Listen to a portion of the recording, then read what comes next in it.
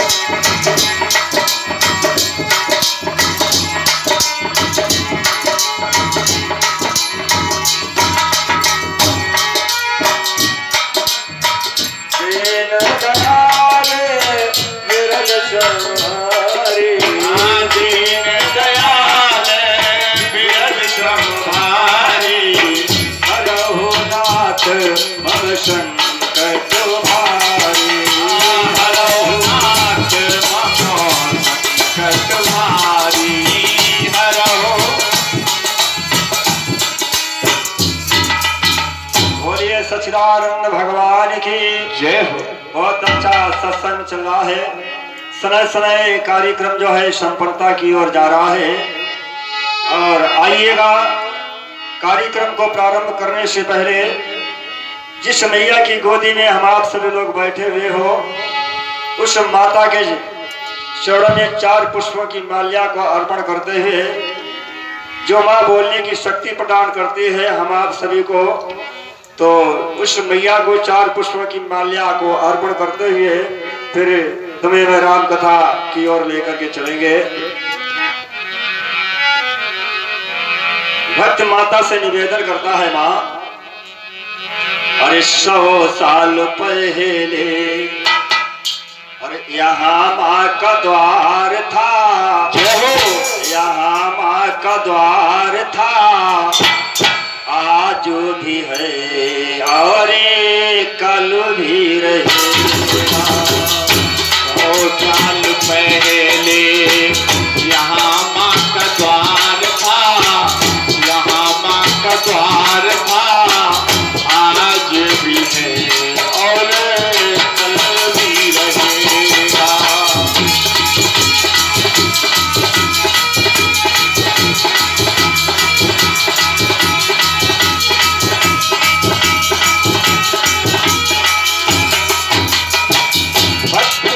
मैया से निवेदन कर रहा है, माँ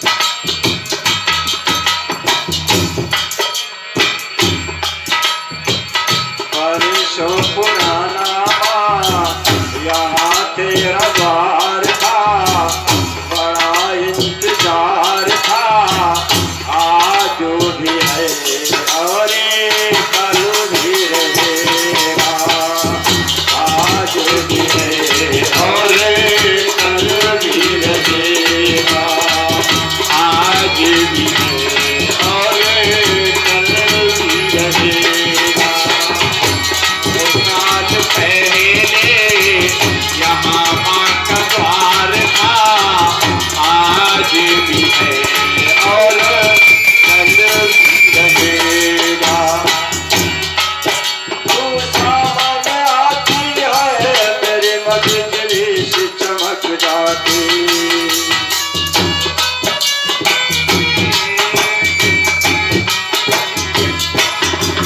तू सामने आती है मेरी मजली सी चमक जाती है, दर्शन देती है एक चुमन कली खिलती, दर्शन देती है एक चुमन कली खिलती है, भक्त तुम्हारी माँ करे जय जयकार है, करे जय जयकार है, आज भी है और कल भी रहेगा। सौ साल पहले यहाँ माँ का द्वार था, आज भी है और कल भी रहेगा, आज भी है और कल भी रहेगा। भक्त भैया से निवेदन कर रहा है बाप, और तुमने काम कैसे किए हैं? माँ का सखी रूप बना कर दुष्टों को संहारा, दुष्टों को संहारा, माँ का सखी रूप बना कर दुष्टों को संहारा, माँ शुंभ निशुंभ को तुमने ही तो मारा, को माँ तुमने ही मारा। बातों की रक्षा हेतु, बातों की रक्षा हेतु लिया अवतार था, लिया अवतार था, आज भी है और कल भी रहेगा। 100 साल पहले यहाँ माँ का द्वार था, आज भी है और कल भी रहेगा, आज भी है और कल भी रहेगा। 100 साल पहले यहाँ माँ का द्वार था, बड़ा इंतजार था, आज भी है और कल भी रहेगा। 100 साल पहले यहाँ माँ का द्वार था, तेरा इंतजार था, आज भी है और कल भी रहेगा, आज भी है और कल भी रहेगा। बोलिए सच्चे दरबार की जय हो। आधे लोग का जय, आधे का तो है जयकारा, जोर से बोलो। बोलिए दुर्गा मैया की जय हो। आइए देखिएगा, बड़ा अच्छा सत्संग चल रहा है। जो हमारे आसपास से आए हुए भाई, हमीरपुर से भाई राठौर साहब आए हुए हैं, और भगवान कहाँ होगा, जब भक्त नहीं होंगे भगवान कहाँ होगा, जब भक्त नहीं होंगे भगवान कहाँ होगा। यहाँ कथा कई सालों से प्रोग्राम चल रहा है, और ये गुड्डू ठेकेदार 2007 में मुझे यहाँ लाए थे, सबसे माता रानी की कृपा से बराबर प्रोग्राम चल रहा है। जो भक्त है तभी तो भगवान है। निवेदन भक्त करता है,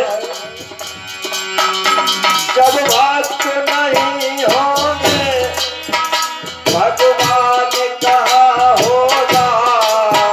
जब भक्त नहीं होंगे भगवान कहाँ होगा।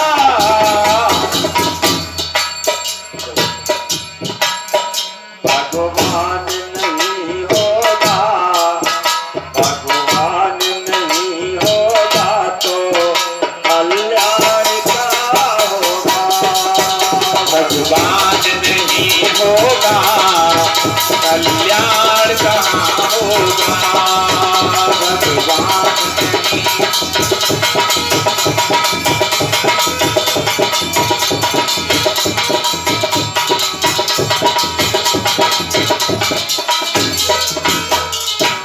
जब भगवान नहीं होगा तो कल्याण भैया कहाँ होगा, कहीं कल्याण नहीं होगा। आइए देखिएगा, थोड़ी देर के लिए मैं तुम्हें महाभारत की ओर लेकर के चल रहे हैं।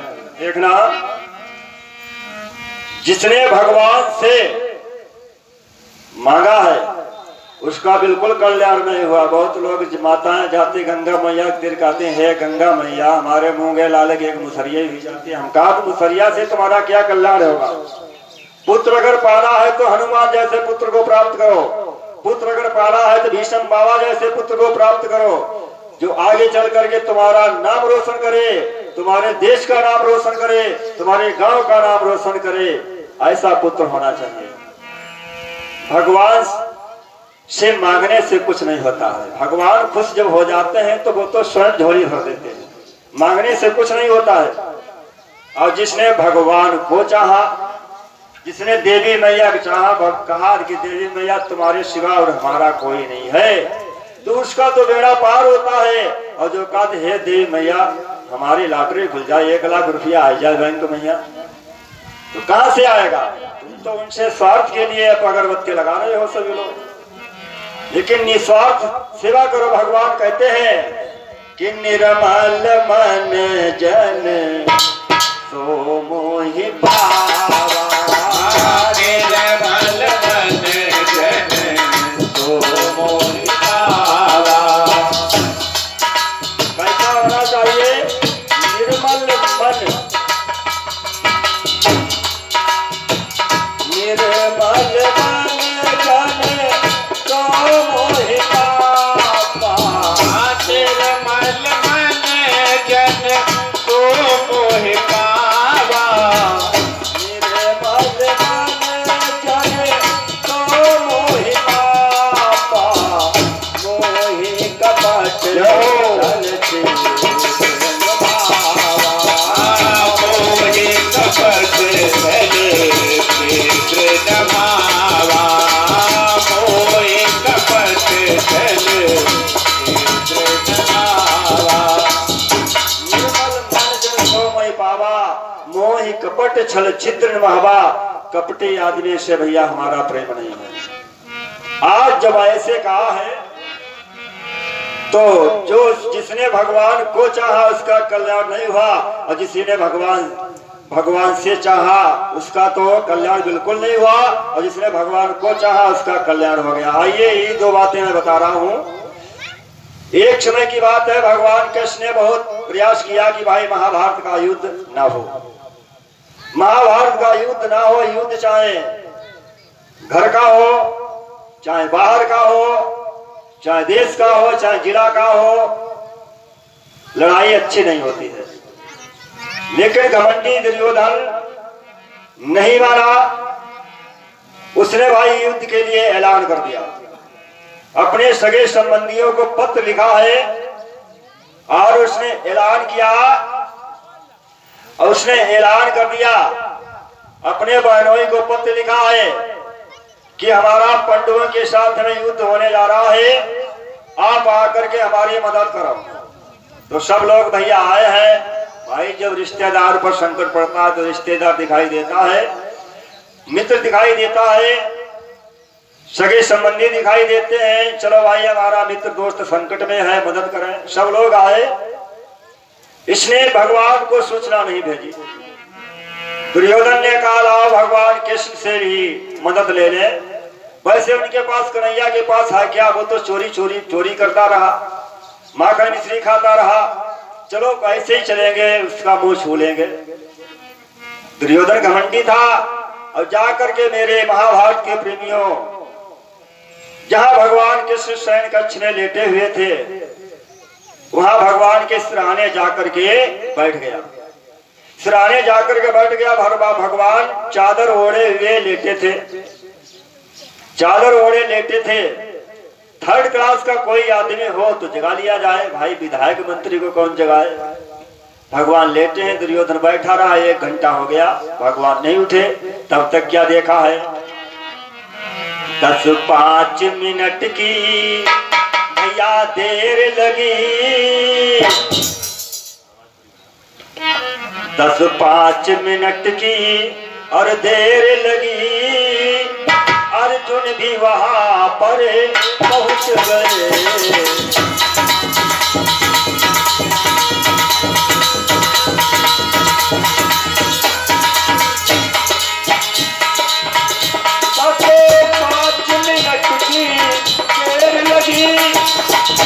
अर्जुन भी वहां पर पहुंच गए।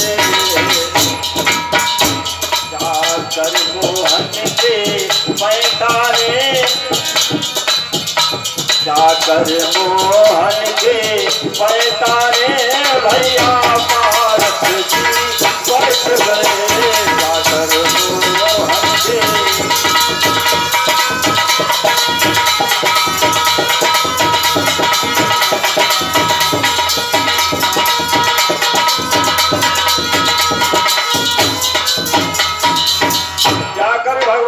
के पैताने बैठ गया है। कौन? अर्जुन। और हाथ जोड़े बैठे हैं। जैसे अर्जुन बैठे वैसे भगवान ने चादर खोली और अर्जुन से हाल पूछने लगे। कहा भैया अर्जुन क्या हाल है। पीछे दुर्योधन बैठा था। अरे कन्हैया 1 घंटा हो गया बैठे बैठे, आप नहीं जगे और अर्जुन आए, तुमने उठ करके अर्जुन से हाल पूछने लगे। उस समय भगवान ने अपनी गर्दन घुमाई। गर्दन घुमा करके देखा है किसको? दुर्योधन को। आप गर्दन घुमा करके किसी व्यक्ति को देखो, ऐसा करके देखो तो आपकी नजर उसके ऊपर तिरछी पड़ेगी कि नहीं? प्रैक्टिकल करो, देखो इधर उधर घुमाओ तो नजर टेढ़ी हो जाएगी। और उस समय दुर्योधन के ऊपर भगवान की नजर उतने टाइम टेढ़ी पड़ गई। और नजरें 4 प्रकार की हुआ करती हैं। 4 प्रकार की नजरें मालूम कौन कौन सी? नजर ऊपर उठी तो दुआ बन गई, नजर नीची हुई तो हया बन गई, नजर तिरछी हुई तो कजा बन गई, और नजर से गर मिली तो अदा बन गई।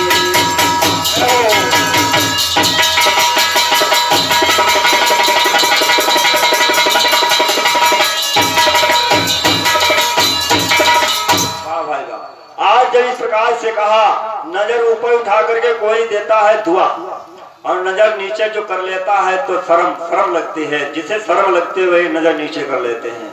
और तिरछी नजर से देखोगे तो जानो इसकी कजा आ गई है, और नजर से नजर मिले तो अदा बन जाती है। तो 4 प्रकार की नजरें होती हैं। यहाँ पर भगवान ने तिरछे नजर से दुर्योधन को देखा है। दुर्योधन से कहने लगे, कहो भैया आप कैसे आए हो? तो दुर्योधन कहने लगा, हमारा पांडवों के साथ में युद्ध होगा और आकर के हमारी मदद करो, रक्षा करो। भगवान कहने लगे, हाँ भैया मदद करेंगे, क्या तुम्हें चाहिए? बोले हमें एक बार मैं अकेला रहूंगा और एक बार हमारी चतुरंगिनी सेना रहेगी, हमको लोगे या हमारी सेना को?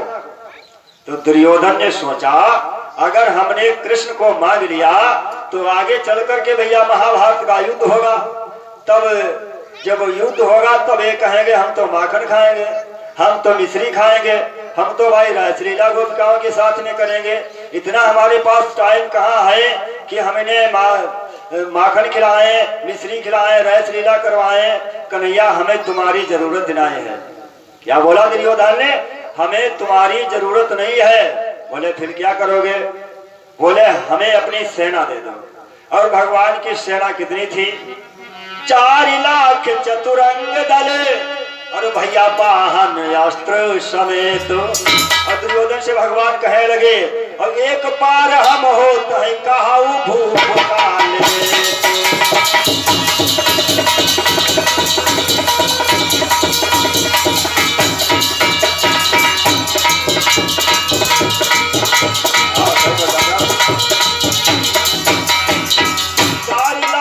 चतुरंग दल भैया वाहन अस्त्र समेत एक पार हम हो तो कहूँ भूप काले। तो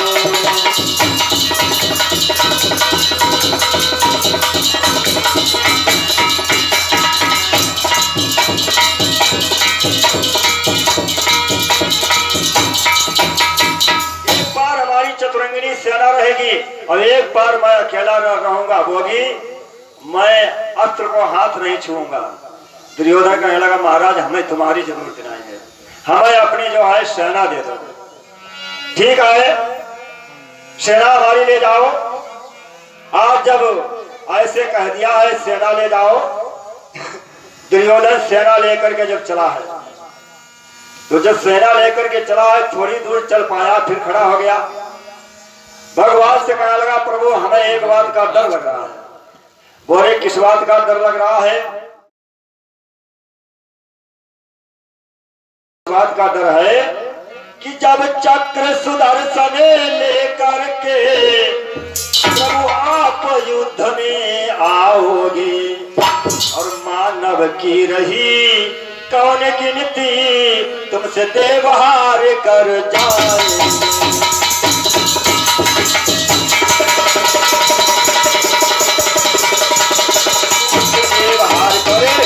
जाएंगे इसलिए हमें तुम्हारी चक्र का डर है। भगवान ने कहा जाओ, मैं चक्र नहीं उठाऊंगा। अगर मैंने उठा भी लिया तो हमें एक बात कहना है, 2 बात कहना है। ये जहाज इतना बड़ा विशाल थोड़े भगवान ने कर दिया। दुर्योधन सेना लेकर के आया है, भगवान से कहा प्रभु। भगवान कहने लगे जाओ सेना तो हमने दे दी है उसको, अर्जुन तुम्हें कोई कष्ट तो नहीं है? अर्जुन बोले प्रभु हमें किसी प्रकार का कष्ट नहीं है, हम तो सेना की नहीं जरूरत है, हमें तो आपकी जरूरत है। सेना से क्या मतलब है? आप हमारे और हम आपके हैं। ठीक है, इधर दोनों तरफ की सेना युद्ध भूमि में खड़ी हुई है। एक तरफ पांडव सेना है, एक तरफ कौरव सेना है। धर्मराज ने क्या किया है? गुरु द्रोणाचार्य खड़े हैं, भीष्म पितामह कृपाचार्य खड़े हुए हैं, हमारे बाबा परबाबा वगैरह खड़े हुए हैं। लावो युद्ध तो कर ही रहे लेकिन इन्हें हम प्रणाम कर लें। तो धनुष पर बाण रख करके बाबा भीष्म पितामह के चरणों में बाण मारा है। बाबा जी ने वहीं पर जेत पत्र का आशीर्वाद दे दिया, जाओ विजयी भव। गुरु द्रोणाचार्य के चरणों में बाण मारा है तो गुरु द्रोणाचार्य ने भी विजयी भव का आशीर्वाद दिया है। इस प्रकार से जब विजयी भव का आशीर्वाद इन लोगों ने दिया तब दुर्योधन कहने लगा अरे बाबा हमें ऐसा मालूम पड़ता है तुम्हारे मन में कुछ खोट है। शरीर तो तुम्हारा हमारी ओर है, मन तुम्हारा पांडवों की ओर है, आप इन्हें विजय पुत्र का आशीर्वाद दे रहे हो। बोले इन्होंने प्रणाम किया है तो आशीर्वाद तो देना ही है। आज जब इस प्रकार से कहा है, इतना कहने के बाद में इधर मालूम युद्ध तय हुआ।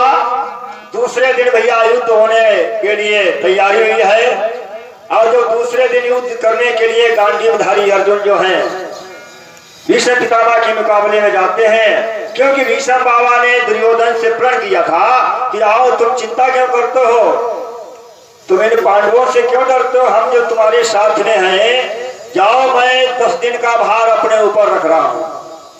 10 दिन तक तुम्हारा कोई बाल बाका नहीं कर पाएगा और 10 दिन में मैं 10,000 सेनापति महारथी मार दूंगा। एक दिन में रोज 10,000 मारूंगा अब 10 दिन 10,000, एक दिन में 10,000 मारूंगा तो 10 दिन में 1,00,000 तुम्हारे डरेगा। तो क्यों चिंता करते हो? चलो भाई ऐसा करो। तो अब मुझे विश्वास अब भी नहीं है प्रभु, तुम विश्वास करो तभी तो तुम्हें फल मिलेगा। आज दूसरे दिन युद्ध करने के लिए गांडीवधारी अर्जुन बाबा भीष्म पितामह मैदान में आए हैं। युद्ध चलते चलते बहुत समय हो गया है, लेकिन कुछ मौका मिला भीष्म पितामह को 10,000 सेना मार डाले। इस प्रकार से 7 दिन युद्ध चला। 7 दिन में बाबा ने 70,000 सेना मार डाली। 70,000 सेना को मार करके अब अर्जुन समझ रहा है 70,000 सेना हमारी मार ली गई है, अब क्या करें। अब 8वें दिन की बारी है अर्जुन युद्ध करने के लिए। भगवान बोले होशियार से युद्ध करना, बड़ी होशियारी से, नहीं तो बाबा भीष्म पितामह कोई साधारण नहीं योद्धा है, नास्तिक ब्रह्मचारी है। क्योंकि इसने भीष्म पितामह ने दुर्योधन से पहले भी कह दिया था कि तुम्हारी सेना में मालूम शक्तिशाली वीर कैसे है। तो भीष्म पितामह ने दुर्योधन को पहले ही बता दिया था कि हमारी सेना में, तुम्हारी सेना में एक ऐसे वीर है। उस समय बाबा, इस समय बाबा की उम्र मालूम कितनी है? 182 वर्ष की उम्र है। बाबा भीष्म पितामह 182 वर्ष की उम्र है। और दुर्योधन से क्या बोले हैं, तुम चिंता क्यों करते हो? कहा भीष्म और जो तेजस संभारे अभी का दिवस दो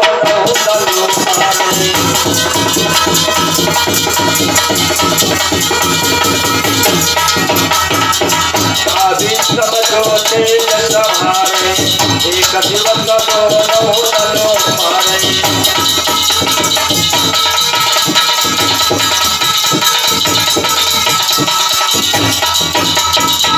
मैं अगर अपनी पर आ जाऊं तो एक दिन में दोनों तरफ की सेना को समाप्त कर दूंगा। दुर्योधन बहुत प्रसन्न हुआ। बाबा अब जब तुम एक ही दिन में दोनों तरफ की सेना मार दोगे तो अब आगे सेना की ताकत ना बताओ। और नहीं, एक दो और तुम्हारी सेना में बलवाले वीर हैं, वो कौन से हैं? कर्ण का नाम आप लोगों ने सुना है? बोले हाँ, तुम्हारा मित्र है, वो मालूम कितने दिन में सेना को समाप्त कर देगा दोनों दलों की। बोले बताओ। भीष्म कहने लगे सुनो दुर्योधन, कर्ण 5 दिन जो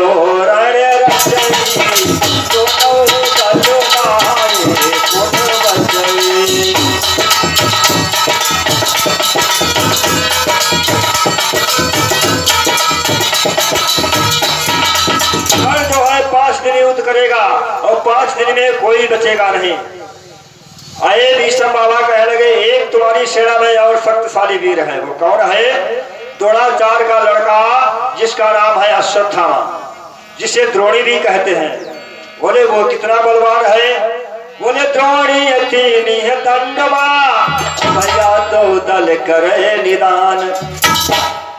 और एक और तुम्हारी सेना में वीर है, कौन? भू द्रोणाचार्य। भू द्रोणाचार्य अगर युद्ध करेंगे तो 3 दिन में महाभारत जीत लेंगे। और द्रोणाचार्य का लड़का अश्वत्थामा कि द्रोणी अति दंडवा और भैया दो दल करे निदान। ऐसे वीर तुम्हारे सामने तुम्हारी सेना में है। 3 घंटे में सेना को समाप्त कर देंगे। द्रोणाचार्य का लड़का इतना बलवान है। बाबा अब ना ताकत बताओ, अब तो हमारी विजय हो ही जाएगी, अब हमें किसी की चिंता नहीं है। अभी तो ये मालूम, अभी तो भीष्म पितामह दुर्योधन के पक्ष की सेना की ताकत बता रहे हैं। अब कहने लगे एक हम पांडव सेना के एक ही वीर की ताकत बताऊंगा। बोले वो कैसा है? जब हमारी सेना में ऐसे बलवाले वीर हैं तो ये पांडवा हमारा क्या करेंगे? बोले सुनो अर्जुन कितने शक्तिशाली है। कहने लगे अर्जुन कितना शक्तिशाली है? बोले द्रोणी अति दंडवा भैया दो दल करे निदान और पल लागत अर्जुन बधाई छुआई न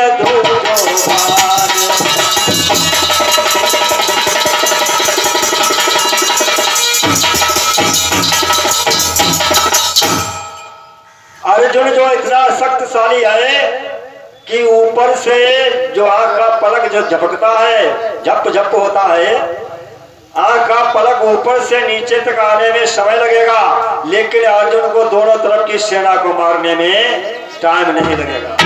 आंख आँख को पल के और झपकना पई हई और अर्जुन तू मारे गए हई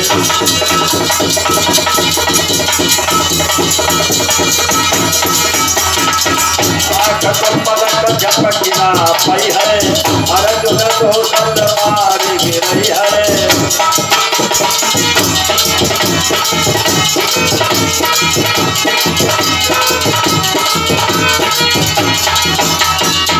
आंख का पलक झपक नहीं पाएगा अर्जुन दोनों तरफ की सेना को समाप्त कर देगा एक ही बार से दूसरा बार नहीं लेगा। अब दुर्योधन की लंगोटी ढीली पड़ गई पैरों के नीचे की धरती फिसल गई। अरे बाबा जब तुम अर्जुन ने जाना तो ऐसे तब फिर न करी हो तुम कैसे